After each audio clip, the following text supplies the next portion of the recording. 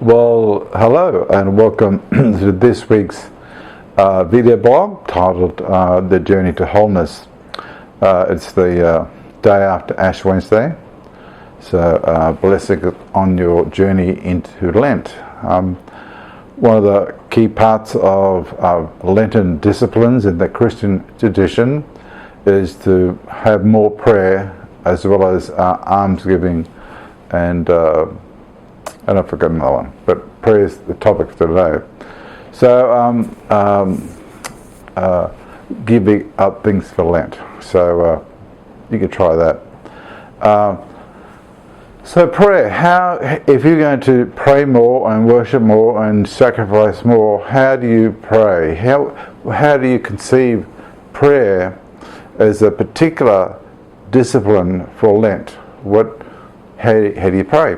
I shared last week one way that I prayed with my mother when she was in the end stages of cancer, and I used the same method with myself, and I have been doing that since 1984. So I know that it works, and someone wrote an email to me about it and asked a couple of questions, and one in particular.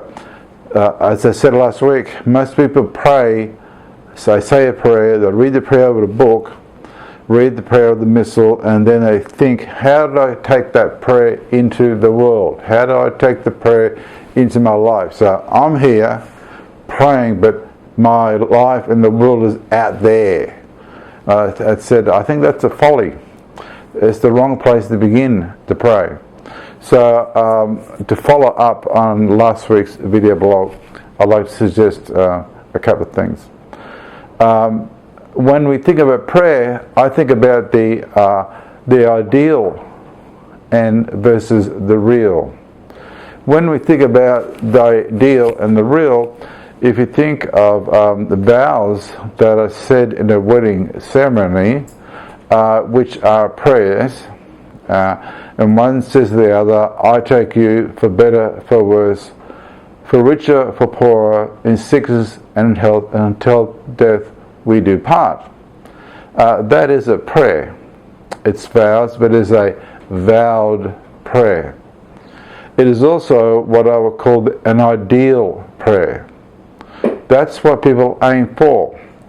The ideal is they will love sickness and health. They will love better for worse, forsaking others. But we know the reality is not that. The reality is something far different.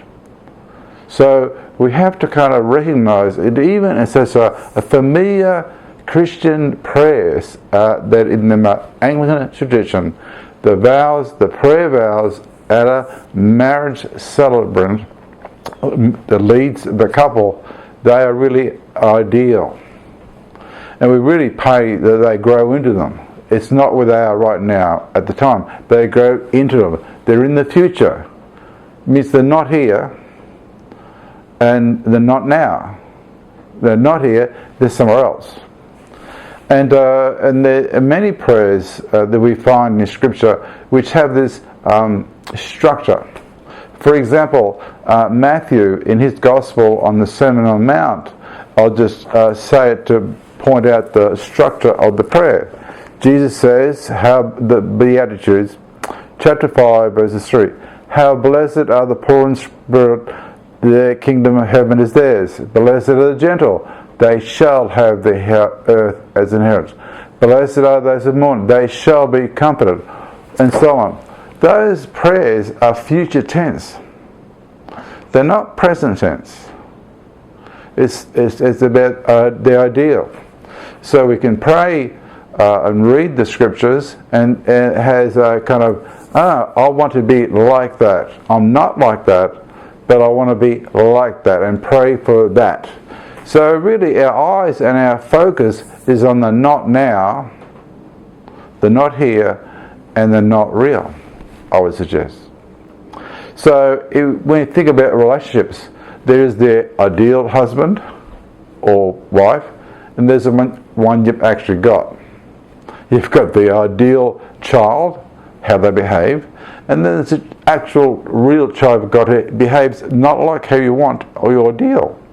You have the ideal mother or father-in-law, and you've got the actual in-laws you have that you have to live with, the real people in your life. And so the temptation for us as Christians to enter this Lenten journey is to become defocused on the real, for good reasons, and become detached and we're looking in the wrong place. We become detached from ourselves, and we don't pay attention to ourselves. I'm a great believer, you start with yourself. That's where you start, and you work out. You pray where you are here now, and you go out.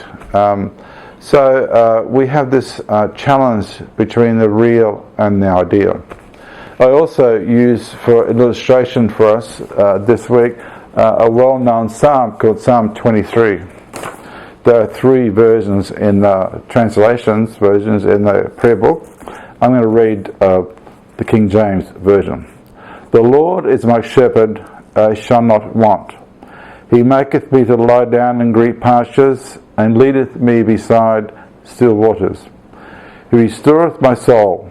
He leadeth me in the paths of righteousness for his name's sake. Yea, though I walk through the valley of the shadow of death, I will fear no evil, for thou art with me.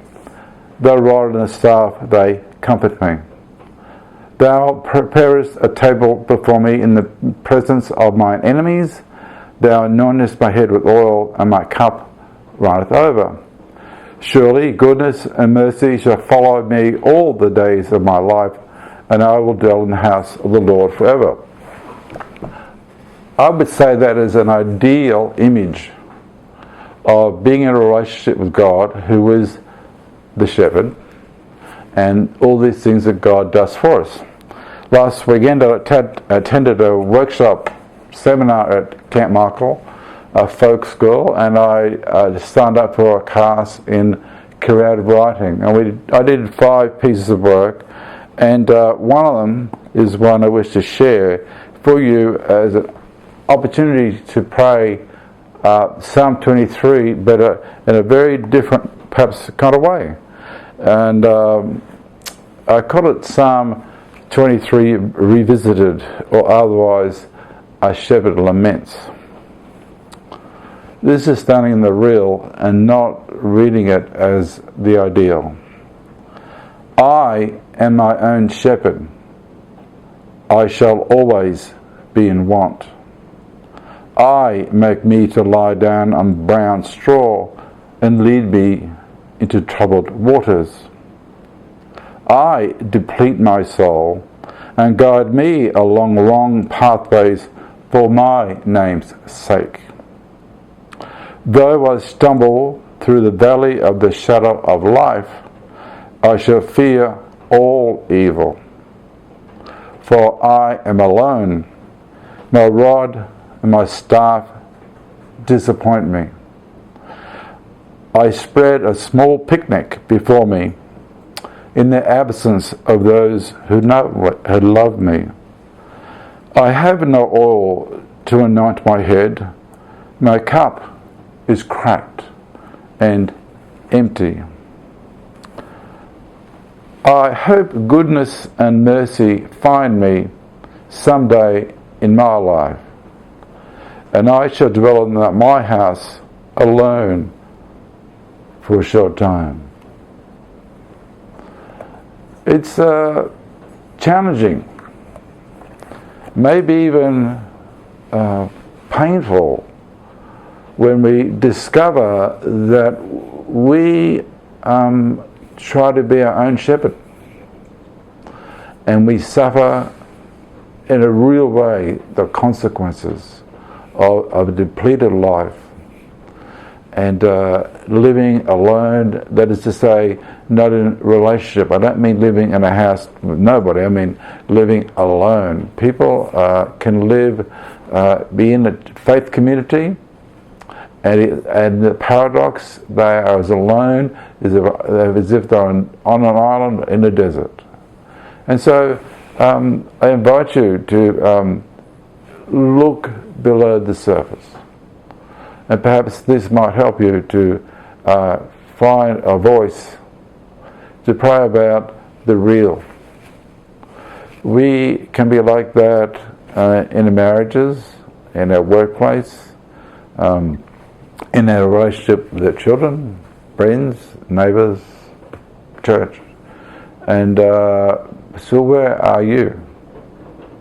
And I hope and pray that when you arrive at Easter, you'll be there to meet and greet your shepherd. God's blessing, and we'll see you next week.